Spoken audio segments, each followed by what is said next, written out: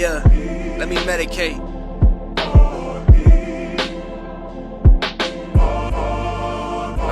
I need something to get me in the right place of mind. No snakes hanging around any place of mine. I'm trying to build an empire, we in two different states of mind. I'm trying to escape the confines of my city limits, but shit get risky as making one of these shorties and misses. Gotta keep a low profile nowadays, I'm staying out the way, you single niggas wildin' with these low rates of retention, jumping at the first chance you get cause she showed you some attention. I love this life, I despise.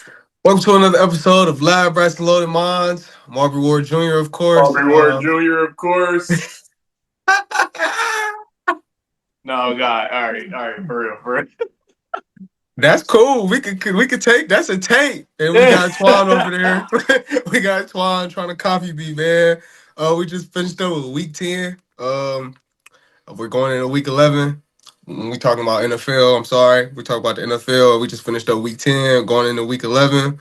Some games, we want to talk about. I'm highlighting right now with some notes. We got the Ravens versus the Vikings that happened. The Ravens came up with the W, but I want to talk J.J. McCarthy. It seems like every week we get to this, we talk J.J. McCarthy at this point. He had 42 attempts, 248 yards, a TD, and 2 interceptions that possibly could have led them to lose the game. And he had the high when it came to rushing yards.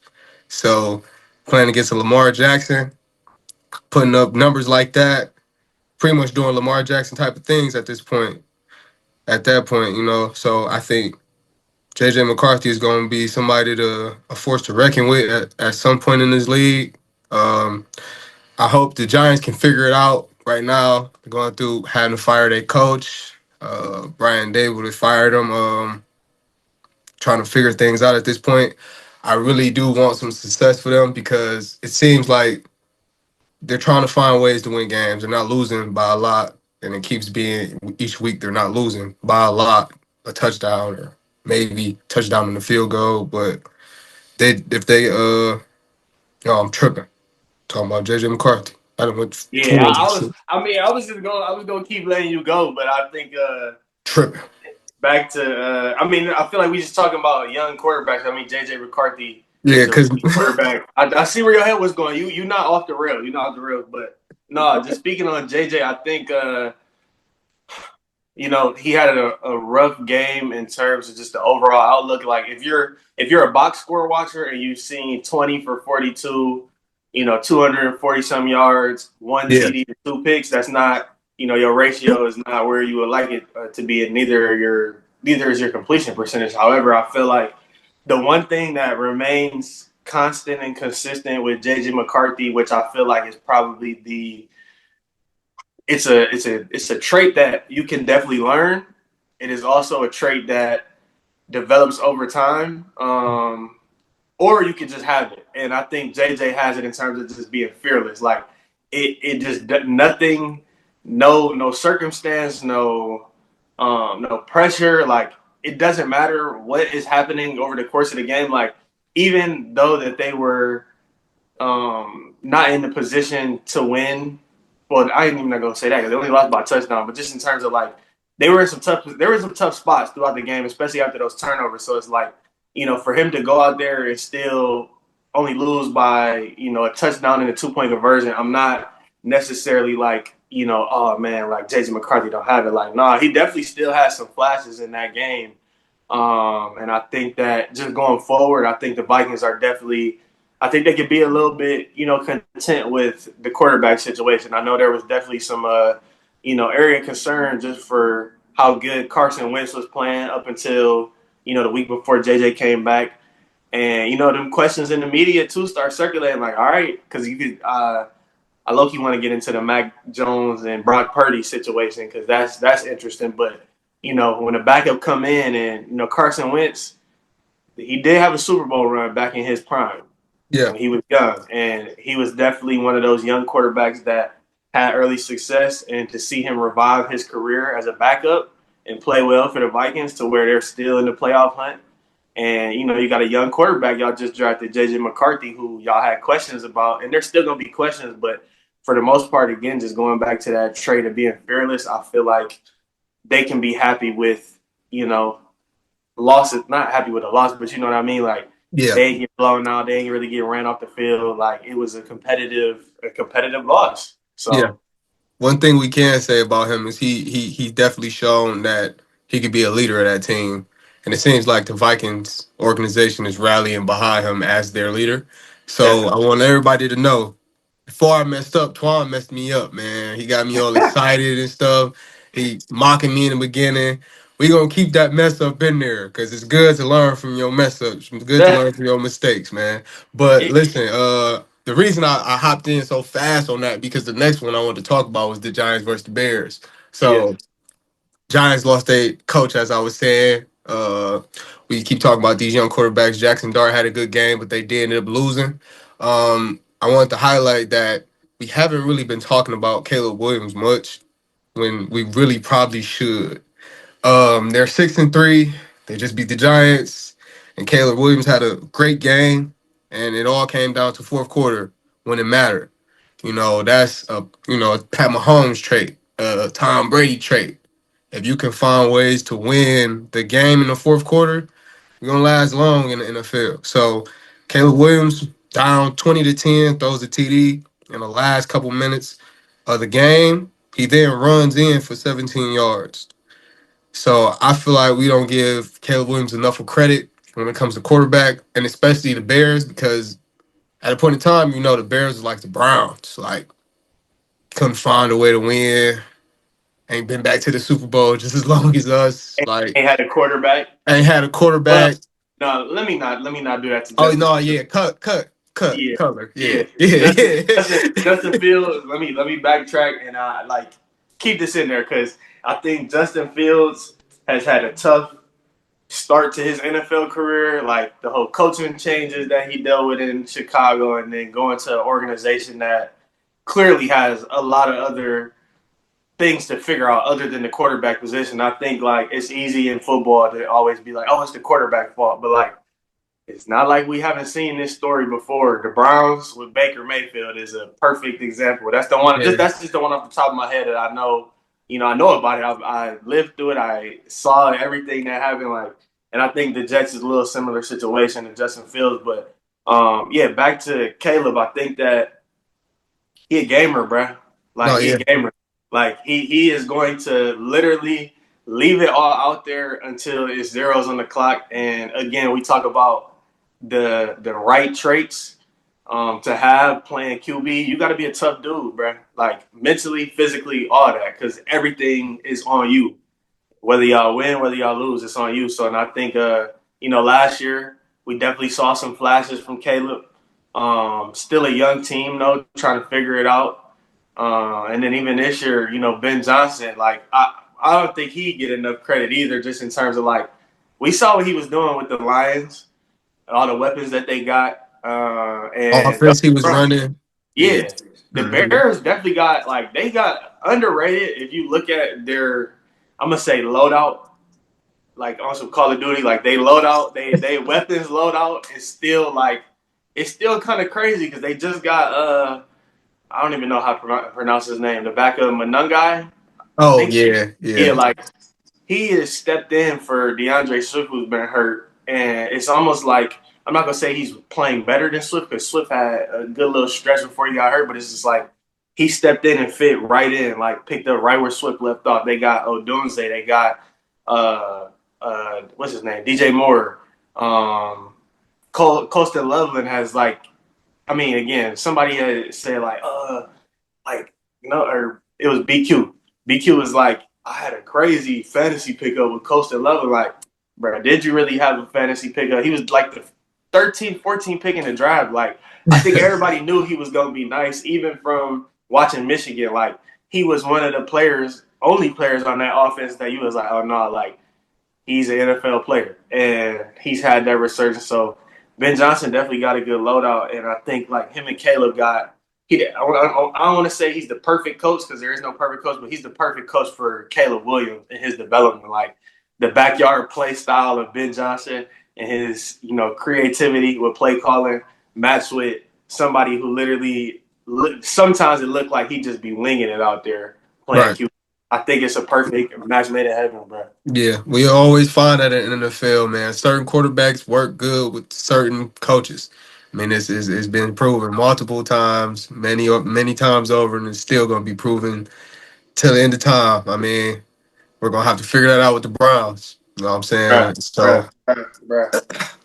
but we're not here to talk about the Browns Not today. talking about the Browns on this So, pod, I want to, you pretty good at pronunciations, man. I gotta give you that.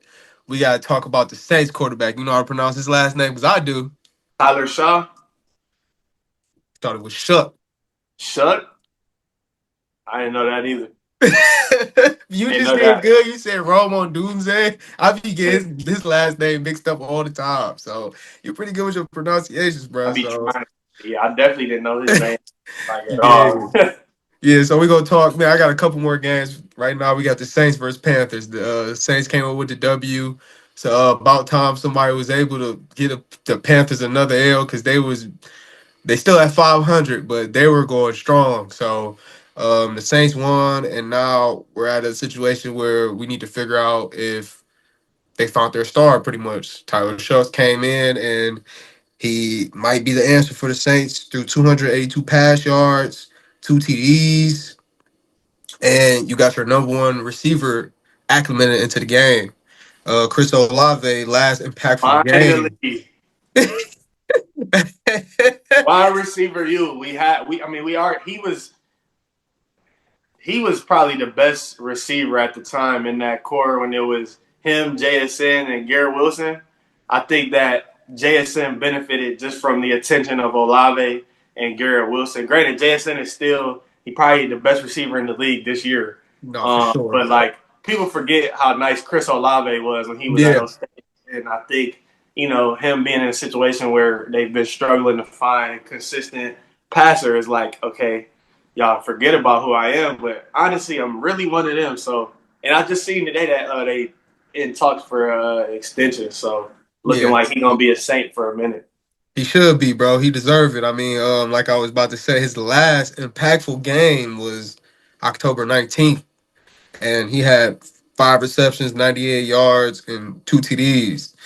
This game, he had 5 receptions, 104 yards, and a TD.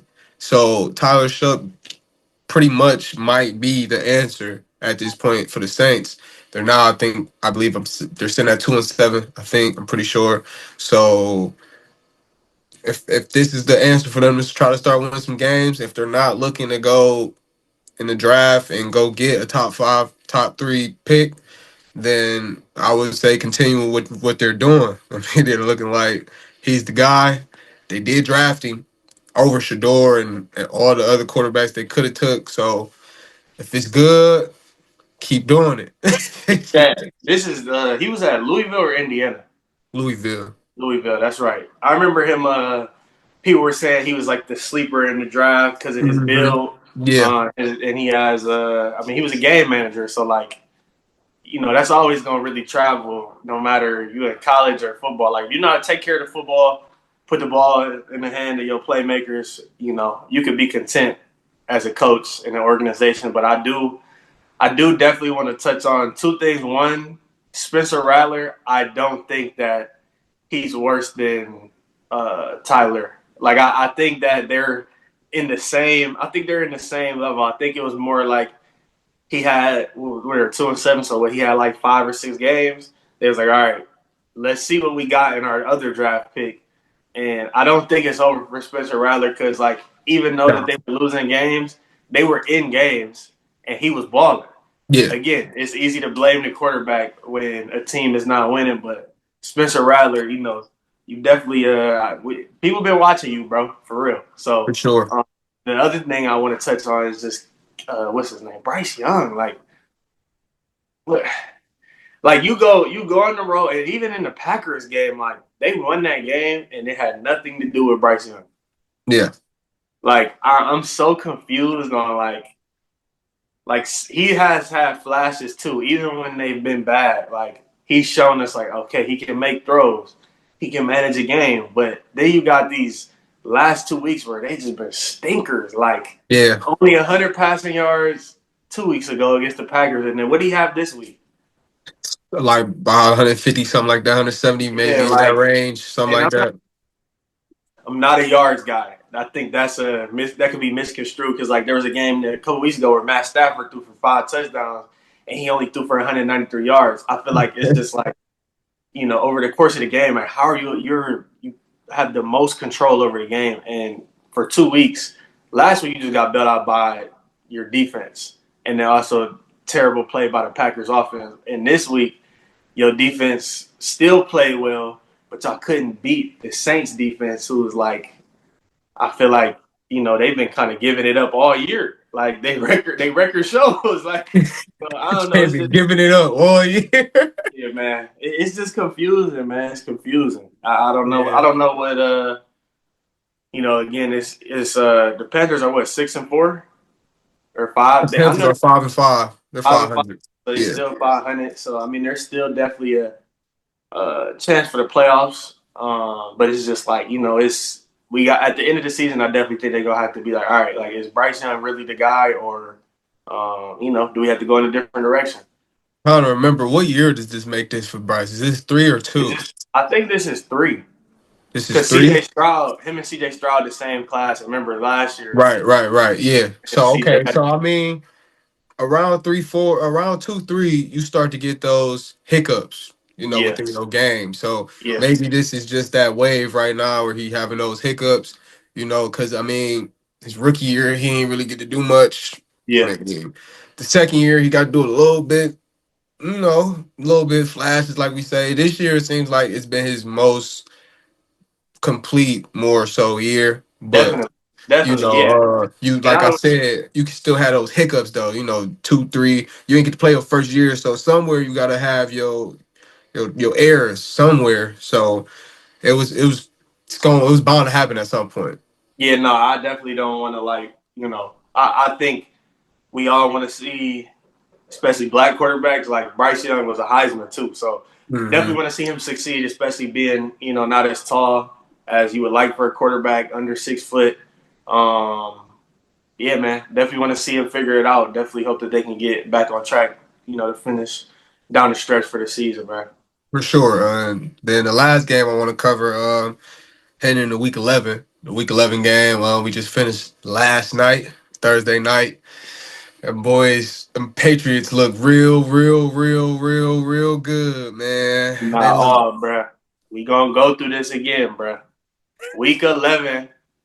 You said so. We're This is covering. this is week 11 now. Okay, Yeah, okay. that's I'm what I just just making said. sure, bruh. I'm That's making what I sure. just said. Going into week 11, we just finished the Okay. game All yesterday. right. All What is right. wrong? See, look, bro. See, bro. You must I'm miss me, just bro. making sure, Hey, bruh, dog. because Hey, you must remember miss. You you must texted me miss. You must yesterday, miss me, bro. We gotta get in person, bro. You must miss me, bro. Cause bro. We just yeah. you've been on here fooling this whole time, bro. I can't do my I've been job, bro. I've I've been chilling. I've been I chilling. can't do my job, bro. I've been chilling. I've been chilling. I've been chilling. I swear. But no, man, Drake May, 25 for 34, 281 yards passing and a touchdown. Of course, we got that boy Trey from them Buckeyes, 62 yards and 2 TDs. I think this or 3 TDs, yeah, right? He had This a he this had a he had a he had receiving. the receiving yard. Yeah, I mean receiving catch. Is this the second game he had 3 TDs, or was that 2 TDs last game? I think he had 2 last game, Two 3 this last game. game? Okay, so 5 yeah. TDs in 2 weeks. It's dudes that don't have 5 TDs all year. So Right. But I put that in mean, perspective. it kind of is fitting because when he was at Ohio State, when they start hitting that run, Trey was the guy putting them on their back. So it's fitting for sure. Being with the Patriots at a point where they're hitting that high, so they look real good. SD looks strong. 9 receptions for 105 yards. He keep going off the ACL injury. Most people don't even come back right off the ACL At injuries. his age too, being for a receiver, they always say like once you hit 30, that's when Yeah, that you kind of start to plateau a little bit, and just to see how he came back earlier too, like His ACL recovery he was back on the field. We seen clips of him earlier in this Right. summer. Yeah. Yeah, man. To see Diggs playing at this level that he's at, I think that Bills game was the start for that. Like I feel like that was really the Patriots coming out party just because it was a nationally televised game. Diggs returning back to the place where they said, you know, they didn't say it was his fault, but they did allude to like him being a drama queen or a diva, you know, just being a typical star wide receiver in the NFL. Like Yeah. I think that he got a lot of unfair criticism, and he's literally, again, I've said it before, but he is changing. He is part of the reason that culture is changing. Mike Vrabel, he the top dog in terms of changing the Patriot culture Cultures. back Yeah, for to, sure. you Yep. know, what he was used to when he was playing. But when we just talk about like from a player standpoint, Stephon Diggs has went in there. Them receivers are playing like Mac Hollins. Mac Hollins he's always been solid, but like he's having a career like run right now, and he's Yeah. not even a guy that you go into the game. I think as a like even a defensive coordinator penciling in like on your sheet like points of emphasis like, all right, we have to stop Mac Hollins. Like this is a guy that we have to identify on the. When you're as a DC coming to the game against the Patriots, you are identifying the running backs, even though Stevenson is hurt. But like Ramondre Stevenson, Travion Henderson, all right, cool. We got to circle them in the pass game and the running game. Obviously, Stephon Diggs, Hunter Henry, who's been sure hands for them for a couple years now, and then Booty, who's hurt right now, but has also been Drake May's deep ball guy. But Mac And Hollins is not one of them guys that you're don't just. forget, you're gonna pencil in the ability that Drake May got to run as well. Oh, So facts. Ability yeah. with his legs. You got Pop Douglas too, who they use, Mhm. you know, in motion and stuff. And it's like now you're gonna get to Matt Collins and be like, all right, this is another guy we gotta watch. So yeah, man, the Patriots. I'm glad to see that culture is back to what it was when we was growing up watching them. Yeah. Because I feel like football is better when the Patriots are, you know, playing Yeah. well. Yeah. And SD, I'm telling you, he gotta have some money coming up. 1,000 yards off a ACL injury. Man, That boy been playing lights out. I'm telling you, yeah, something in the water. yeah. Nah, Something definitely. in the water. But we talked about Justin Fields earlier. I don't want to knock him, so we gotta talk about it. My boy did have 2 touchdowns in that game, rushing and throwing. He keeps figuring it out. I mean, he finds ways to get in the end zone. I don't understand what the issue is from a standpoint of him being on certain teams and just it's just what it is. They don't win as Yeah, well. I don't get it, but I mean I'm just glad to still see Justin Fields as the starting quarterback for them, and he's still trying to figure it out. Also happy to see John Mechie got in his own for them. So shout out to both of those guys on that team. yeah. Justin Fields, man, it's just unfortunate too, because like you know we seen what he was doing at L State. Everybody already knew what we were getting every time we turned on the game. Like we seen him walk down Trevor Lawrence twice. The first time the refs bailed out Clemson, everybody remember that in the first time we played them in the playoffs. Mm-hmm. Second time when we spun the block during the COVID year, remember Ohio State was only like 5-0. Yep. And we was like the fourth seed or something, and they was like, oh, Trevor Lawrence having a Heisman year, Clemson this and that, and we walked them down by like 20. The Trey Sermon game, like it's Mm-hmm. it's you can see his talent.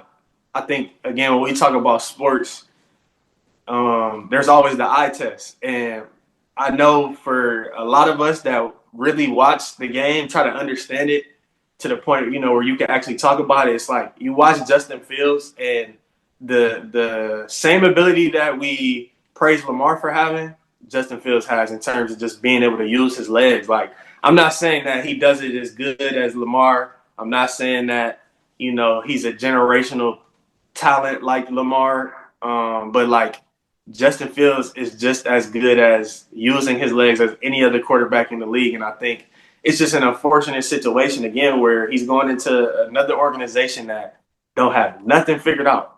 Right. Yeah. Nothing figured out. From the receiving core to the O line, they traded away they 2 focal points on the defense. It's just like, Mm-hmm. what are we doing? Like, Yeah. he What are went we from building for at Bears. this point? Right. It's, Where are we headed? Like, it's upsetting that my boy keep getting in these situations, but I'm just happy to see he's still going. That's all that matters. He got guy on his side and he's still going, bro. Definitely, bro. Definitely. And he said in the interview he was frustrated with his play last night. Mm.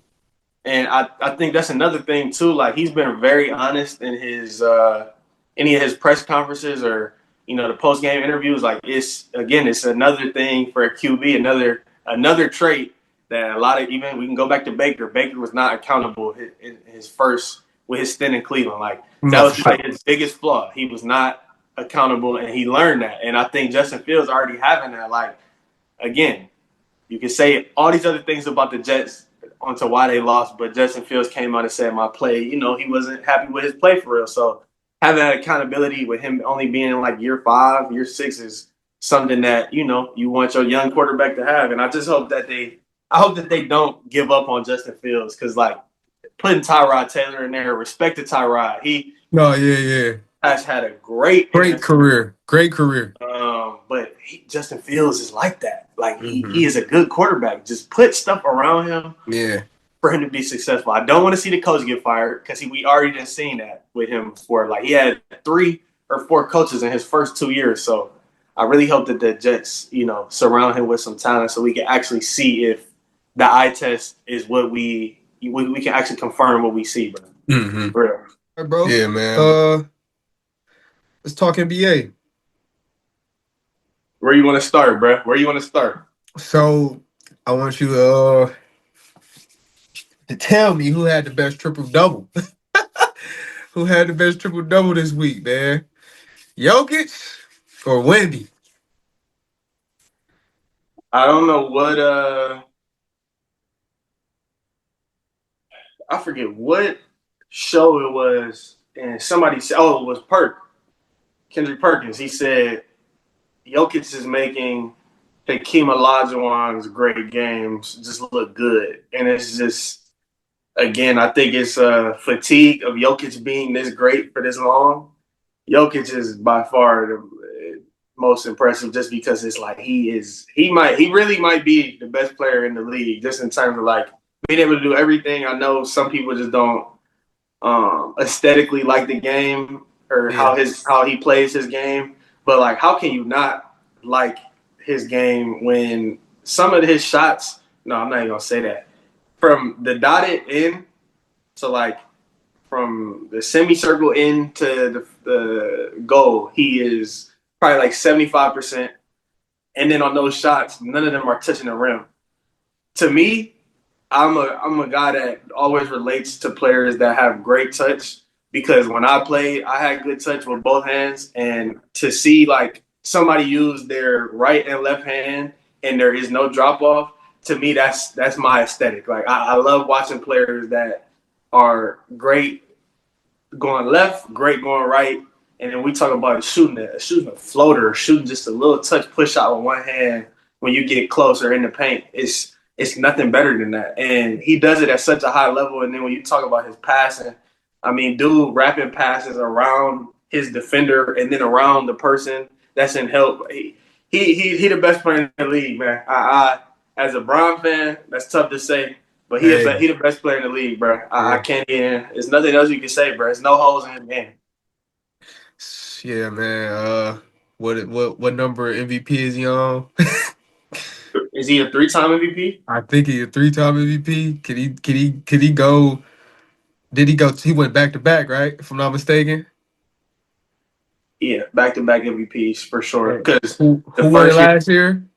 Last year's MVP was Shea. Okay, so it was a break, so he possibly can get it again this year. No, he might be a 2-time. Is he a 3-time MVP? He a 3-timer, bro. I think, if I'm not mistaken, bro. He a Look at 3-timer. us. He a 3-timer.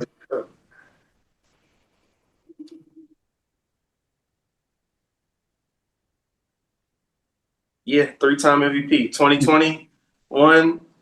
Ball, bro. I know ball, bro. Yeah, that's crazy. That's good fun. I'm just ball. to think about that he has 3 MVPs is just like, dang, like. Yeah, and it's gonna get to a point too where they already did it with him, where in his Embiid year, Like the second, I can't remember. It's the second. I think it's the second MVP where Embiid was having a quote unquote better year, and they gave it to Jokic because he willed his team to the playoffs. They had them injuries, and he was still doing Jokic stuff. And again, if we talk about the criteria, I hate to keep mentioning Bron because I don't. I mean, obviously we Bron fans and we always gonna bring him up in certain conversations, but I think the league messed up when after Bron won those string of 4 MVPs in 5 years or whatever, because they had to change. They literally had to change the criteria to protect the 6 MVPs by MJ. I'm not saying that it was Bron that could have won it, but like Jokic has an argument that he could win MVP 10 years in a row. You're not lying, bro. if we talking about MVP, the most valuable player, the dude putting up 50, 14, and 16. You're not lying, bro. What is there else to say, bro? What is there? I need to look up his numbers real quick because that triple-double stat line he had was crazy. Bro, he's averaging 28.8, so 29, 13, and 11 on 68, 41, and 86 splits. What are we talking about? There is no MVP conversation, bro. We can't leave Wemby out, though, bro. We can't. I'm not trying to hear it. Respect to Wemby because he's having a great year. But, again, 29, 11, and 13 on 86 or 68, 41. No, my bad. 42, 86 split shooting. Like that's unheard of for a big man. Shooting 42% from 3 and 86 from the line. Like you're already in elite, like best shooters ever conversation for anybody that's a big man or consider himself a big man. Like it amazes me to see how every year nobody can figure out this player. I think, again, there's a certain handful of players that we've watched growing up where there's nothing you can do, and he's into that conversation. I think he's in that conversation more than Giannis is, and Giannis is still Giannis.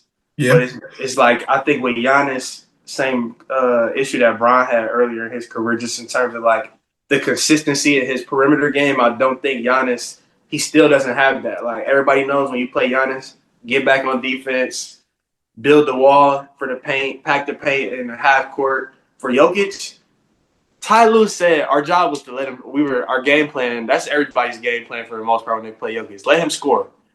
Like let Jokic get 30 or 40, because that means if he has 40, he might not have 16 assists. But Ty Lue was like, yeah, we wanted to let him score. I didn't think he was gonna score 55. Like, no, hey, you feel me? At that point, it's nothing you can do. Nothing you can do. He still scored 55, whatever, how many assists he had, plus the boards. I mean, it's nothing you can do, bro. That's like you said, we keep bringing up Bron. We used to talk about Bron like that. There's nothing you can do, bro. On any given day, he gonna score that 30 plus. So, imagine if Jokic was athletic, though. That's the sad thing, though, I think, because that's the scary part about it. Jokic is so good and so like out of this world that he understands that he's just doing this for his career. Like this is his payroll. Like he really doesn't have to hoop, and he has shown that multiple times. He don't gotta hoop, bro. Like he don't even get off the ground, bro. Yeah, I know. Like I be trying to see Draymond.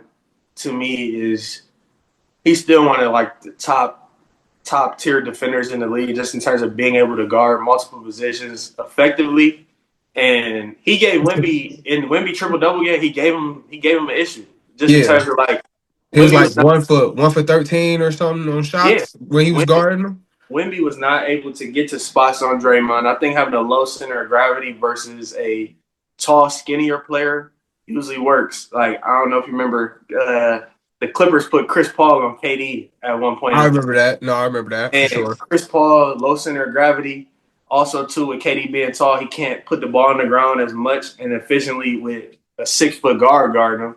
And then just being up under somebody, that has an effect on taller players. And seeing how Draymond was guarding Wemby, it's like, okay, this is the blueprint to stopping Wemby. Now, Wemby's still going to be Wemby. I mean, he still had a triple-double, but in terms of just like making it tough on them, Draymond was able to do that. But if we flip the script and put Draymond on Jokic, it's hibachi. Yeah, it's cooked. It's Cooked. hibachi, bro. He'll get 40, 20, and 20. Not saying that happened before or not like trying to downgrade Draymond's defense, but it's just Jokic is that good, bro. I'm done denying it. Not that I ever was, but I'm done denying it. Like, he the best player in the league, bro.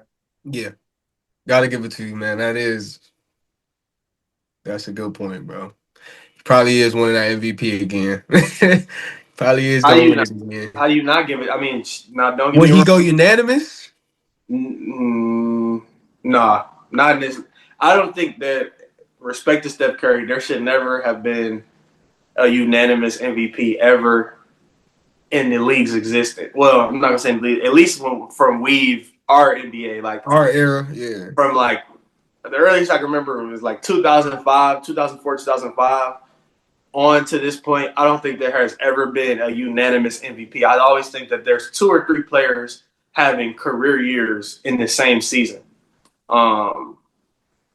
Yeah, it's Shea.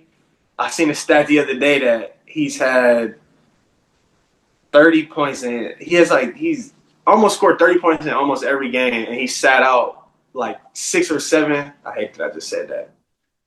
That actually just pissed me off. But he's sat out like 6 or 7 fourth quarters, bro. And he's had 30 in almost every game. Nah, bro. Don't piss me off, bro. Don't piss me off, bro. Hey man, we gonna have kids watching this, man. That's good, Nah, for man. sure. 6, 7. For sure. But Hey man, you been goofy this whole pod, bro. bro, I actually been chilling. I swear I've been chilling. Oh, man. But no, I had to pull it up so to make sure we are staying Boy, correct. Twitter got me sweating.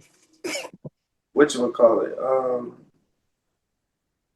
Yeah, like this. Some of this is just absurd though. Like 30 and 29 minutes, 28 and 28 minutes, 35 and 35 minutes, 30 and 29 minutes, 30 and 29 minutes, 30 and like to say you're scoring a point a minute in the NBA is nuts. Yeah. So again, Jokic can't have a unanimous because the Thunder are still the number 1 seed, and Shea has proven us to why he is the franchise focal point and why he's one of the best players in the league. So yeah, the MVP conversation gonna be interesting this year, depending on how things shake out. I know there's still a couple teams trying to figure it out, especially like amongst the top of the food chain, because we still don't know what the Lakers are going to look like when they get LeBron back. Not saying that Bron's going to be in the MVP conversation, but I mean, Luka, some people have been talking about AR too, just in terms of their effect being the most valuable player for their team. So, yeah, man, we'll see, man. NBA definitely has some good storylines, good ball to start off, and we're not even close to being halfway through the season, bro. Yeah, literally. I can't wait till we could talk more about NBA. I mean, like you said, it's early.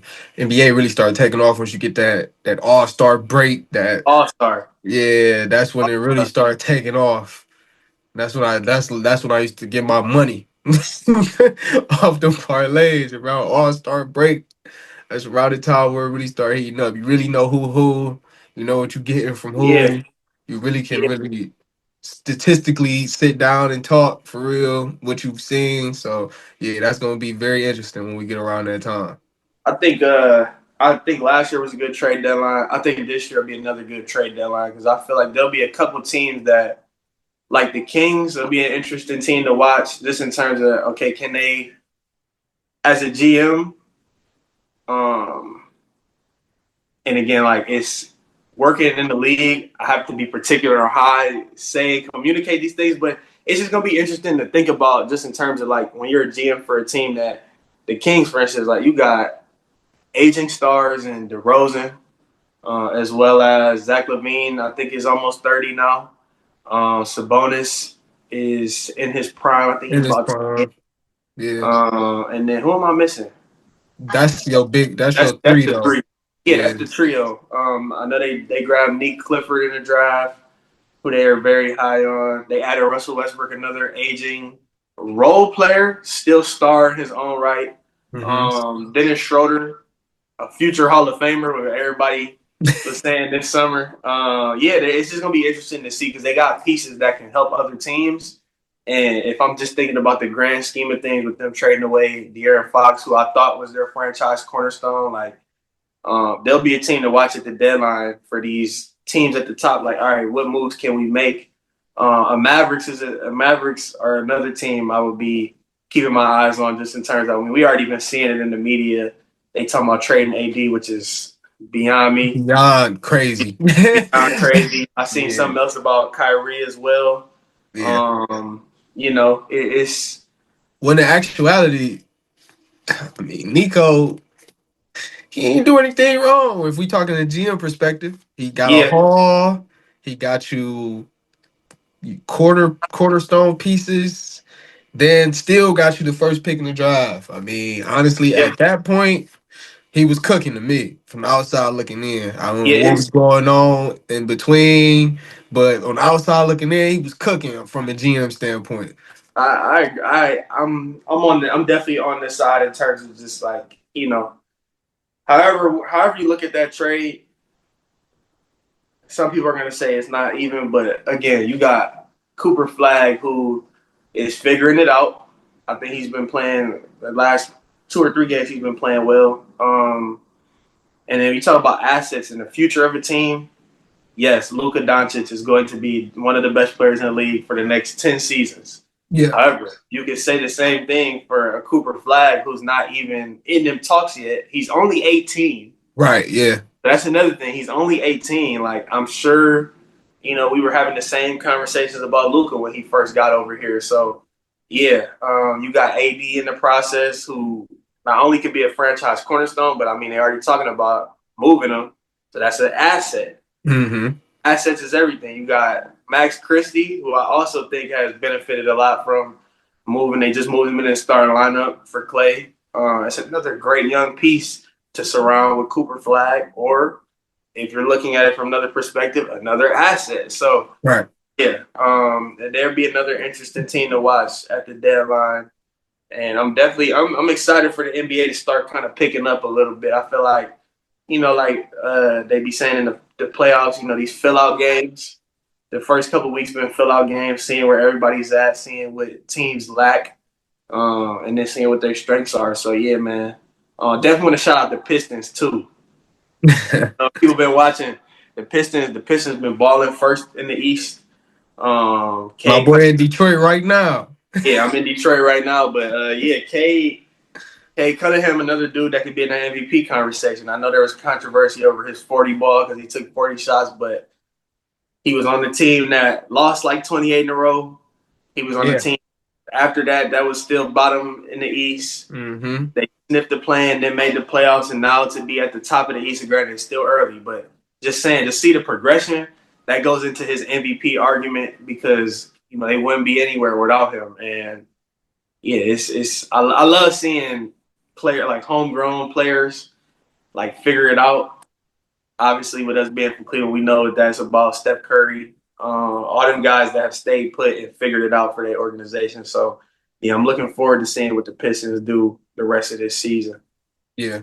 And then before we get out of here, man, real quick, I know we keep talking about MVP conversation at this point. I want to ask you, man, talk to me about Josh Giddey.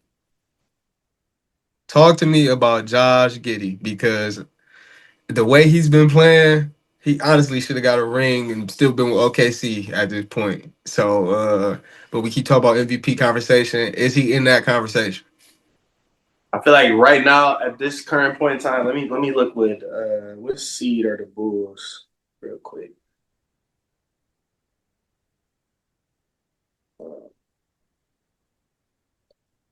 The Bulls are nines. I mean, they're 6-5 though, so it's still a playing team. Let's look at his numbers too.